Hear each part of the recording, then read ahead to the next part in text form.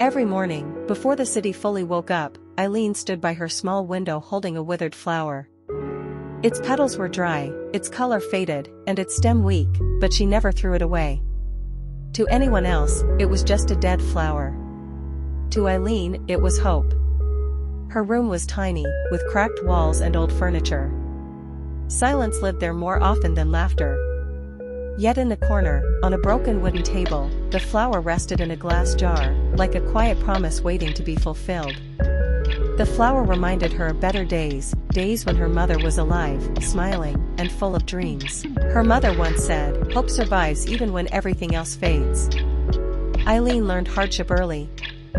Her father left, responsibilities came too soon, and childhood disappeared quietly. Still, every morning, she changed the water of the flower. Neighbors laughed when they saw the flower. "Why keep something that's already dead?" they asked. Eileen smiled softly. She had heard the same words about herself. At school, she was invisible. Old clothes, tired eyes, and a heart full of dreams that no one noticed. But inside her bag was a small notebook titled Tomorrow. In that notebook, she wrote hopes, becoming a teacher, helping others, living with dignity. Each page was watered with faith, just like the flower. On rainy nights, Eileen placed the flower near the window so it could feel the rain. She believed nature listened, even when humans didn't. One night, she looked at the flower and felt tired, emotionally exhausted. For a moment, she thought of throwing it away. Tears fell into the jar instead. She remembered her mother's voice again, "Don't quit on what still has roots." That night, she decided to never give up, on the flower or herself. One day, a teacher noticed her notebook. Instead of criticism, she offered encouragement. It was the first time someone believed in her dreams. Eileen studied late nights, worked part-time jobs, and still came home to her flower. It stood quietly, unchanged, yet alive in spirit. One morning, she noticed something, tiny green life at the stem. Barely visible, but real. Her heart raced. She smiled for the first time in weeks. The flower wasn't dead, it was resting. Just like her dreams. Despite effort, she failed an important exam. The world felt heavy again. People said, "See? It was useless." She sat beside the flower that night. Both broken, both silent, but neither defeated. Eileen registered again. She studied harder, trusted deeper, and prayed stronger.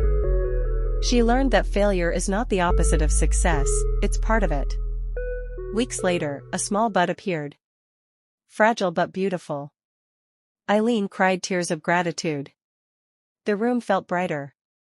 Not because of sunlight, but because hope had returned. She passed the exam this time. It wasn't a grand victory, but it was hers. Neighbors noticed the blooming flower. "Is that the same one?" they asked. Eileen nodded. She realized strength doesn't shout. It grows quietly, like flowers and dreams. Eileen started helping younger students.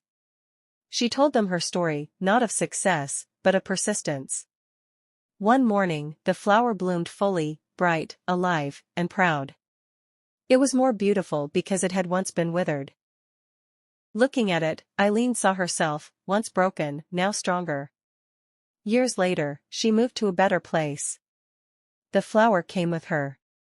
As a teacher now, she kept the flower on her desk.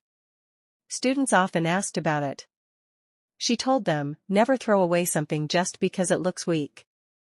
The flower became a symbol, not of beauty, but of patience, faith, and resilience. Eileen never gave up on the flower, because she never gave up on herself. And in believing when no one else did, she learned the greatest truth: hope may wither, but it never truly dies. Motivational message: if you're holding something broken, a dream, a hope, or even yourself, don't let go. What has roots can bloom again.